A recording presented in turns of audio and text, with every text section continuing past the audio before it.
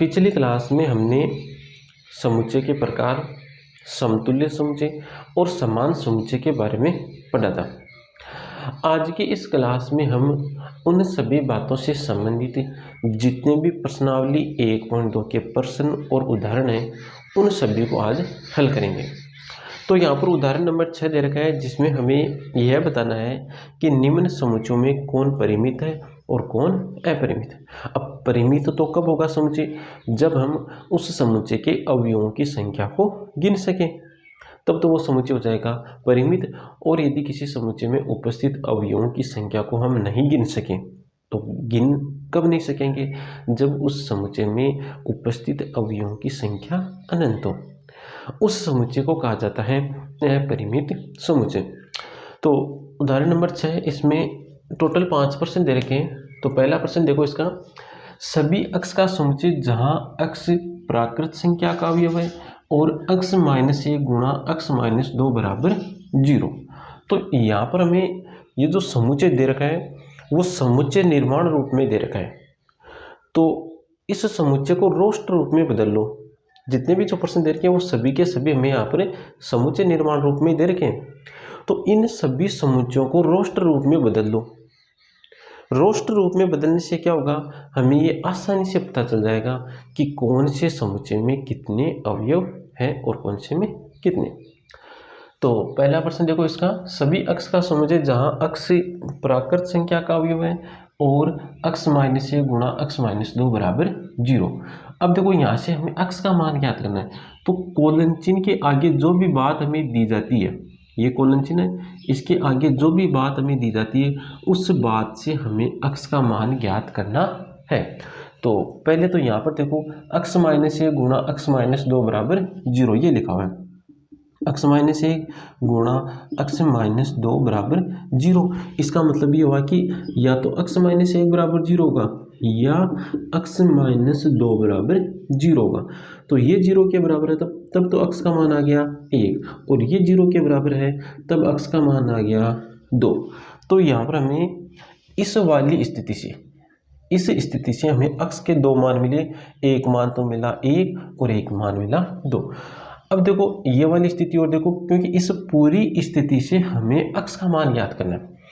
अब ये क्या कह रहा है कि अक्ष प्राकृत संख्या का अवयव होना चाहिए। तो देखो हमें अक्ष का मान मिला 1, तो 1 प्राकृत संख्या का अवयव होता है। अक्ष का मान मिला 2, ये भी प्राकृत संख्याओं का क्या होता है, अवयव होता है।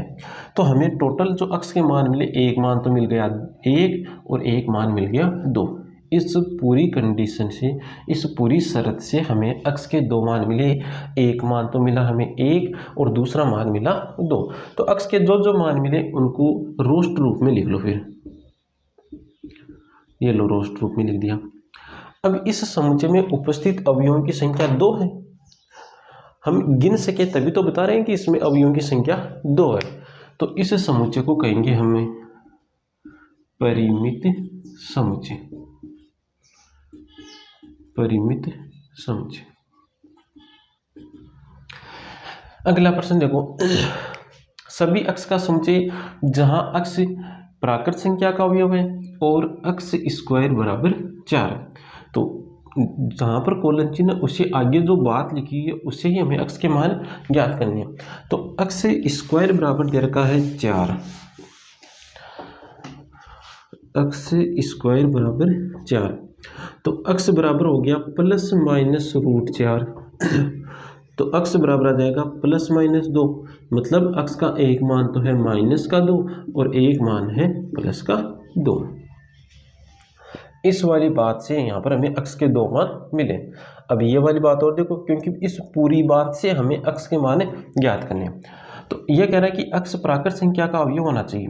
तो अक्ष बराबर -2, तो -2 तो प्राकृत संख्याओं का अवयव होता ही नहीं है। मतलब अक्ष के इस मान को अब हम नहीं ले सकते। अक्ष बराबर 2 प्राकृत संख्याओं का अवयव होता है, तो इस मान को हम यहाँ पर लेंगे। तो हमें केवल अक्ष का मान मिला 1, तो इस मान को लिख लो रोस्टर रूप में। इसमें अवयवों की संख्या कितनी है, 1। गिन सकते हैं। इसका मतलब ये जो समुच्चय होगा वो परिमित समुच्चय होगा। अगला प्रश्न देखो, सभी x का समुच्चय जहां x प्राकृत संख्या का अवयव है और 2x माइनस 1 बराबर 0। तो इस बात से x का मान ज्ञात करो। तो पहले तो इससे ज्ञात करो, तो 2x माइनस 1 बराबर 0, तो x बराबर आ गया 1/2। x का केवल एक ही मान मिला यहाँ पर और वो मान है 1/2।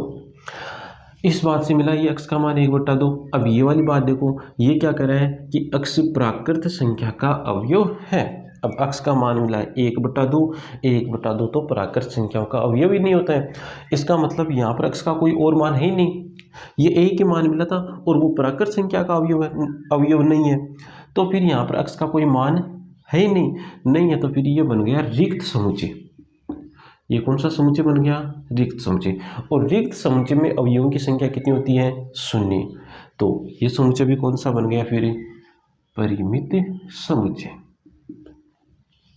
अगला प्रश्न देखो, सभी x का समुच्चय जहां x प्राकृत संख्या का अवयव है और x एक अभाज्य संख्या है।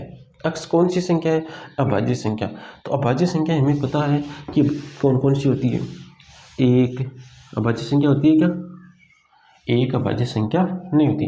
एक न तो भाज्य है और न ही अभाज्य संख्या। अभाज्य संख्या होती है 2, 3, 5, 7, 11, 13, आगे अनंत तक चलती रहेगी। अब देखो, ये जो अभाज्य संख्या है वो तो इस बात से लिखी हमने। अब ये वाली बात है वो भी देखो, ये कह रहा है कि x प्राकृत संख्या है, तो 2 भी प्राकृत संख्या है, 3 भी प्राकृत संख्या है, 5 भी प्राकृत संख्या है, 7 भी प्राकृत संख्या है, 11 भी प्राकृत संख्या है, और आगे आने वाली जितनी भी संख्याएं होंगी वो सभी की सभी कौन सी संख्याएं होंगी? प्राकृत संख्याएं होगी। तो अब देखो, ये सभी की सभी इस समुच्चय में आएगी और ये समुच्चय है देखो अनंत संख्याओं का, अनंत संख्याओं का समुच्चय है। तो फिर ये जो समुच्चय है वो बन गया अपरिमित समुच्चय। तो ये समुच्चय कौन सा है? अपरिमित समुच्चय। अपरिमित समुच्चय। अगला प्रश्न देखो, सभी x का समुच्चय जहां x प्राकृत संख्या का अवयव है और x विषम संख्या है। तो इस बात से x का मान ज्ञात करो। तो पहले तो इस बात से देखो, x विषम संख्या है, तो विषम संख्या कौन सी होती है? 1, 3, 5, 7, 9, 11, 13, 15, आगे अनंत तक चलती रहेगी। अब देखो, इस बात से, इस वाली बात से लिखे ये वाली संख्या हमने। अब इस वाली बात को और देखो, x कौन सी संख्या है? प्राकृत संख्या है। तो x विषम संख्या थी, तो x के जो जो मान हो सकते थे विषम संख्या में वो मान हमने लिख लिए इस वाली शर्त से। अब ये वाली शर्त और लागू करो यहाँ पर। तो x कौन सी संख्या है? प्राकृत संख्या। तो देखो, ये भी प्राकृत संख्या का अवयव है, ये भी प्राकृत संख्या का अवयव है, ये भी प्राकृत संख्या का अवयव है, ये भी प्राकृत संख्या का अवयव है, ये भी प्राकृत संख्याओं का अवयव है, और आगे आने वाली जितनी भी संख्याएं हैं वो भी सभी की सभी प्राकृत संख्याओं के अवयव है।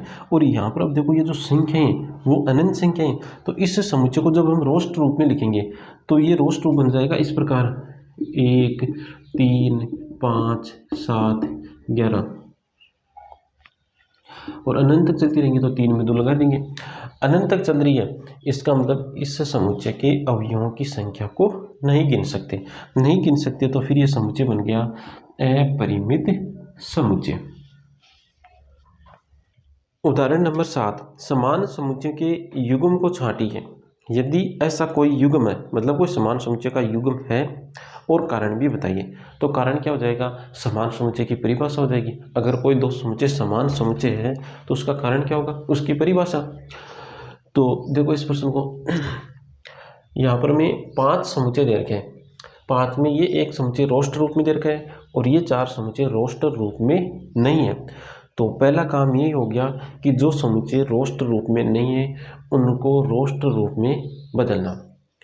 रोस्ट रूप में बदलने से हमें आसानी से पता चलता है कि कौन सा समुच्चय परिमित है, कौन सा अपरिमित है, कौन से में कितने अवयव हैं, कौन से दो समुच्चय समान समुच्चय, कौन से दो समुच्चय समान समुच्चय नहीं है, कौन से समुच्चय समतुल्य समुच्चय और कौन से समुच्चय समतुल्य समुच्चय नहीं है। इसलिए हम इन जो समुच्चय निर्माण रूप दे रखा है समुच्चयों का, उनको रोस्ट रूप में बदलते हैं।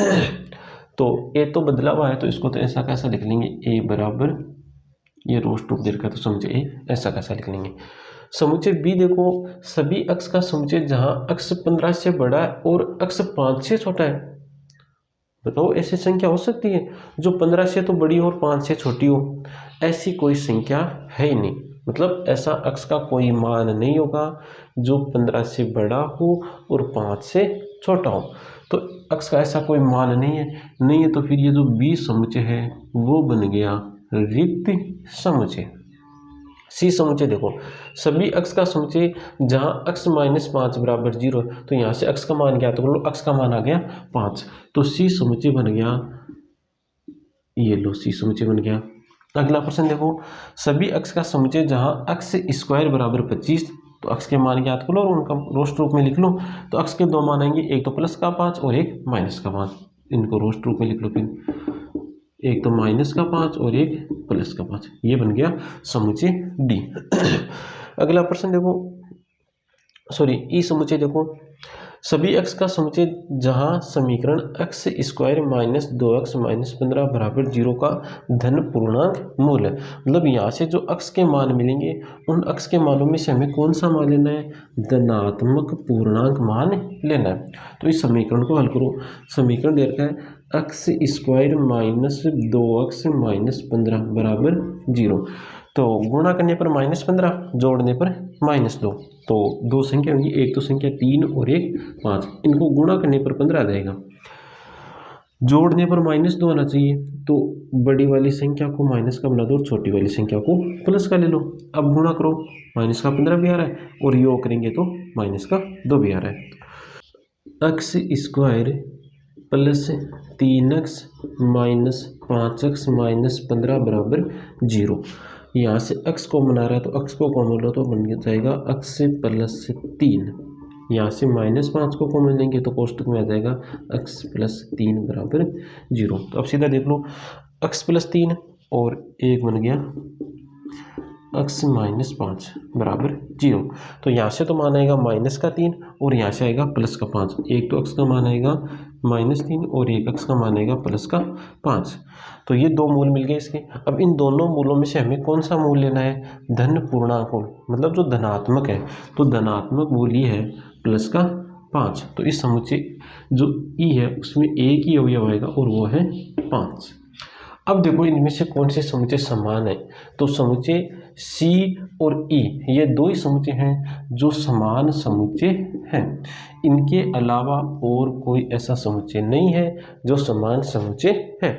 अब ये समान समुच्चय क्यों है तो सी के सभी अवयव ई में आ रहे और ई के सभी अवयव सी में आ रहे, इस कारण से ये दोनों समुच्चय समान समुच्चय है। नेक्स्ट एग्जाम्पल देखो, निम्नलिखित समुच्चय युग्मों में से कौन से समान है। हमें समुच्चय के युग्म दे रखे, समुच्चय के जोड़े दे रखे, उनमें से बताना कि कौन से समान है। अपने उत्तर का औचित्य बताइए, मतलब अपना जो उत्तर है उसका फिर हमें कारण भी बताना है। जो समान समुच्चय है उसका हमें क्या बताना पड़ेगा, कारण। तो कारण क्या होगा, उसकी परिभाषा लिख देना है, वही उसका कारण हो जाएगा। तो अक्ष पहला जो प्रश्न है उदाहरण का, अक्ष शब्द अलोय के अक्षरों का समुच्चय। अक्ष समुच्चय किसका, शब्द अलोय के अक्षरों का। तो अक्ष समुच्चय बनाओ, इस समुच्चय में इस शब्द के अक्षर आएंगे। तो इस शब्द में अक्षर कौन कौन से आ रहे हैं, एक तो अक्षर आ रहा है ए, एक अक्षर आ रहा है एल, एक अक्षर आ रहा है ओ और एक अक्षर आ रहा है वाई। इतने अक्षर हैं जो इस शब्द में आ रहे हैं और इन अक्षरों का हमने क्या बना लिया, समुच्चय, और समुच्चय का नाम हमें दे रखा है अक्ष।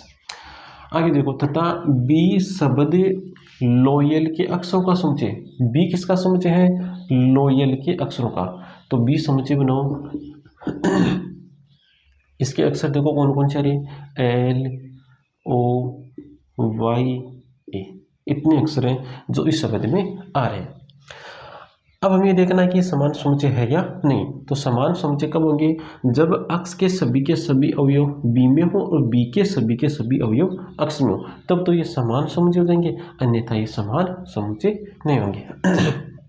तो देखो इस समुच्चय में ए आ रहा है, उसमें भी आ रहा है, एल इसमें भी आ रहा है, ओ भी आ रहा है, वाई वाई भी आ रहा है, मतलब इसके सभी के सभी अवयव इसमें उपस्थित हैं। अब इसके अवयव देखो इसमें उपस्थित है या नहीं, तो एल देखो इसमें आ रहा है, क्या आ रहा है, ओ भी एक्स में आ रहा है, वाई भी अक्ष समुच्चय में आ रहा है, ए भी अक्ष समुच्चय में आ रहा है, मतलब इसके सभी के सभी अवयव इसमें आ रहे हैं। तो इसके सभी के सभी अवयव इसमें, इसके सभी के सभी अवयव इसमें, तो ये दोनों समुच्चय क्या हो गए, समान समुच्चय हो गए। और समान समुच्चयों को किस प्रकार से लिखा जाता है, दोनों समुच्चयों के बीच बराबर का चिन्ह लगाकर। तो अक्ष बराबर है बी के, फिर यहाँ पर हमें कारण भी लिखना है, तो कारण क्या हो जाएगा, कारण ये हो जाएगा कि अक्ष के सभी अवयव बी में उपस्थित है और बी के सभी अवयव अक्ष में उपस्थित है, ये हो जाएगा इसका कारण। अगला प्रश्न देखो, समुच्चय ए दे रखा है, सभी एन का समुच्चय जहां एन पूर्णांक संख्या का अवयव है तथा एन स्क्वायर का जो एन का जो वर्ग है वो 4 के बराबर और 4 से छोटा है। तो एन किसका अवयव है, पूर्णांक संख्याओं का अवयव है। अब पूर्णांक संख्याओं के अवयवों में वे संख्या देखो जिनका वर्ग 4 के बराबर और 4 से छोटा हो, तो वे संख्या होंगी 1 2 -2, एक संख्या होगी -1, एक संख्या होगी 0, एक संख्या होगी 1 और एक संख्या होगी 2। ये इतनी ही पूर्णांक संख्याएं होंगी जिनका वर्ग 4 के बराबर या 4 से छोटा होगा। तो ये तो हो गया समुच्चय ए का रोस्टर रूप। अगला समुच्चय देखो, समुच्चय बी क्या दे रखा है, और देखो ये जो बात लिखी हुई ना यहाँ पर एन पूर्णांक संख्या का अवयव है, इस बात को ऐसे भी बोल सकते हैं कि एन एक पूर्णांक संख्या है, एन एक पूर्णांक संख्या है। इस बात को और क्या बोल सकते हैं, एन एक पूर्णांक संख्या है। आगे हम इसी बात का उपयोग करेंगे अधिकतर। अगला समुच्चय देखो, बी समुच्चय क्या दे रखा है, सभी अक्ष का समुच्चय जहां अक्ष वास्तविक संख्या का अवयव है तथा अक्ष स्क्वायर -3x + 2 बराबर 0। अक्ष किसका अवयव है, वास्तविक संख्या का अवयव है, या ऐसे भी कह सकते हैं कि अक्ष एक वास्तविक संख्या है तथा अक्ष स्क्वायर -3x + 2 बराबर 0, ये एक समीकरण दे रखा है। तो पहले तो इस समीकरण से अक्ष के मान ज्ञात करो, तो गुणा करने पर तो आ रहा है +2 और जोड़ने पर आ रहा है -3, तो एक संख्या तो होगी 2 और एक संख्या होगी 1। अब देखो गुणा करने पर प्लस का चिन्ह आ रहा है, तो ऐसा भी हो सकता है कि दोनों प्लस की हो, या ऐसा हो सकता है कि दोनों ही माइनस की हो, तब गुणा हमेशा क्या मिलेगा, हमें प्लस का मिलेगा। अब देखो जोड़ने पर -3 आ रहा है, तो इनको जोड़ेंगे तो +3 मिलेंगे, इनको जोड़ेंगे तो हमें मिलेगा -3। तो ये दो संख्या के युग्म होगी जो यहाँ पर काम में आएंगे। फिर तो अक्ष स्क्वायर -2x बराबर 0। यहाँ से अक्ष को मिले लो पहले दो पदों में से, तो आएगा अक्ष -2, यहाँ से -1 को मिलो तो मिल गया अक्ष -2 बराबर 0। तो फिर कॉमन आएगा अक्ष -2 और गुणा में आ जाएगा अक्ष -1 बराबर 0। तो अक्ष का मान तो एक तो आएगा 1 और एक मान आएगा 2, ये अक्ष के दो मान मिले। और दोनों की दोनों ही कौन सी संख्या है, वास्तविक संख्या है। तो यहाँ पर जो बी समुच्चय बनेगा उसमें संख्या आ रही है एक तो 1 और एक 2। अब देखो क्या ये दोनों समुच्चय समान समुच्चय है या नहीं, तो ए के सभी अवयव बी में आ रहे हैं क्या, देखो ये 2 तो आ रहे हैं अवयव बी में, ये 3 जो ए के अवयव है वो बी में नहीं है। इसका मतलब क्या हुआ, इसका मतलब ये हो गया कि ए और बी बराबर नहीं है, तो इसको लिखेंगे ए बराबर नहीं है बी के। अब कारण लिखना चाहिए, तो कारण कैसे लिखेंगे, देखो -2 ए का अवयव है, -2 अवयव किसका है, समुच्चय ए का, ठीक है, लेकिन -2 अवयव नहीं है बी का। बस ये हो जाएगा इसका कारण कि ये इसमें तो आ रहा है लेकिन इसमें नहीं आ रहा है, इसलिए ये दोनों क्या है फिर बराबर नहीं है। प्रश्नावली 1.2 का पहला प्रश्न है, निम्नलिखित में से कौन से रिक्त समुच्चय के उदाहरण हैं। हमें यहाँ पर ये 4 उदाहरण दे रखे हैं, इन चारों उदाहरणों में से ये बताना है कि कौन सा रिक्त समुच्चय का उदाहरण है। तो पहला उदाहरण देखो, 2 से भाज्य विषम प्राकृत संख्याओं का समुच्चय। 2 से भाज्य विषम प्राकृत संख्याओं का समुच्चय। अब विषम संख्याओं में तो 2 का भाग जाता ही नहीं है, इसका मतलब ऐसी कोई विषम संख्या नहीं है जो 2 से भाज्य हो। तो ये जो समुच्चय बनेगा वो बन जाएगा रिक्त समुच्चय। तो एक तो ये बन गया रिक्त समुच्चय का उदाहरण, रिक्त समुच्चय, क्योंकि विषम संख्याओं में 2 का भाग नहीं जाता है, इसलिए हो गया रिक्त समुच्चय। समअभाज्य संख्या का समुच्चय, तो समअभाज्य संख्या होती है 2, तो इस समुच्चय में तो अवयव आ रहा है, अवयव आ रहा है, इसका मतलब ये रिक्त समुच्चय नहीं है, यह है अरिक्त समुच्चय। अगला उदाहरण देखो, सभी अक्ष का समुच्चय जहां अक्ष एक प्राकृत संख्या है, अक्ष 5 से छोटा है और अक्ष 7 से बड़ा है। तो क्या ऐसी प्राकृत संख्या है जो 5 से तो छोटी हो और 7 से बड़ी हो? ऐसी कोई प्राकृत संख्या नहीं है। तो यहाँ पर हमें अक्ष का ऐसा कोई मान नहीं मिलेगा, अक्ष का ऐसा कोई मान नहीं मिलेगा, इसका मतलब ये जो समुच्चय होगा वो हो जाएगा फिर रिक्त समुच्चय। अगला उदाहरण देखो, सभी y का समुच्चय जहां y किन्हीं 2 समांतर रेखाओं का उभयनिष्ठ बिंदु है। अब 2 समांतर रेखाओं पर तो उभयनिष्ठ बिंदु होते ही नहीं होते, तो फिर y का कोई मान नहीं मिलेगा, कोई मान नहीं मिलेगा तो फिर इस समुच्चय में कुछ आएगा नहीं आएगा, तो फिर ये बन जाएगा समुच्चय रिक्त समुच्चय या शून्य समुच्चय। तो ये 3 उदाहरण है रिक्त समुच्चय के। अगला प्रश्न है जिसमें हमें यह बताना है कि कौन सा समुच्चय परिमित समुच्चय और कौन सा समुच्चय अपरिमित समुच्चय है। तो पहला प्रश्न देखो इसका, वर्ष के महीनों का समुच्चय, समुच्चय किसका है? वर्ष के महीनों का, जनवरी, फरवरी, मार्च, अप्रैल, मई, जून, जुलाई, अगस्त, इनका क्या है ये समुच्चय। तो जब ये समुच्चय बनाएंगे तो इस समुच्चय में अवयवों की संख्या कितनी होगी? 12, क्योंकि वर्ष के महीनों के नाम कितने होते हैं? 12। तो इस समुच्चय के अवयवों की संख्या होगी 12। तो अवयवों की संख्या वो गिन पा रहे, इसका मतलब ये समुच्चय होगा परिमित समुच्चय। ये जो समुच्चय वो कौन सा समुच्चय होगा? परिमित समुच्चय। अगला प्रश्न देखो, यहाँ पर देखो डॉट डॉट आ रहा है, इसका मतलब ये संख्याएं आगे अनंत तक चलेंगी और अनंत तक चलेगी, इसका मतलब इस समुच्चय के अवयवों की संख्या को नहीं गिन सकते, तो फिर ये समुच्चय बन जाता है अपरिमित समुच्चय, अपरिमित समुच्चय। अगला प्रश्न देखो, 1, 2, 3 फिर डॉट डॉट फिर संख्या आ रही है 99, 100। तो इसको देखकर ऐसा लग रहा है कि ये 1 से लेकर 100 तक की प्राकृत संख्याएं लिखी गई है। तो इसमें जो टोटल अवयव है वो है 100, तो गिन पा रहे, इसका मतलब ये समुच्चय बन गया परिमित समुच्चय। इस समुच्चय में 100 तक की प्राकृत संख्याएं लिखी हुई है और 100 तक की प्राकृत संख्याओं को गिन सकते हैं, कितनी आएगी? 100 ही आएगी, तो ये बन गया परिमित समुच्चय। अगला प्रश्न देखो, 100 से बड़े धन पूर्णांकों का समुच्चय। अब 100 से बड़े धन पूर्णांक तो अनंत है, तो फिर इनको गिन नहीं सकते, तो फिर ये बन जाएगा अपरिमित समुच्चय, अपरिमित समुच्चय। अगला प्रश्न देखो, 99 से छोटी अभाज्य संख्याओं का समुच्चय। तो 99 से छोटी अभाज्य संख्याओं को तो गिन सकते हैं, तो फिर ये संख्याओं का जो समुच्चय होगा वो बन जाएगा परिमित समुच्चय, परिमित समुच्चय। अगर यही प्रश्न ऐसा होता कि 99 से बड़ी अभाज्य संख्याओं का समुच्चय, तो 99 से बड़ी अभाज्य संख्याओं को हम नहीं गिन सकते, क्योंकि 99 से बड़ी अभाज्य संख्या होगी अनंत होगी, तो फिर ये समुच्चय बन जाता अपरिमित समुच्चय।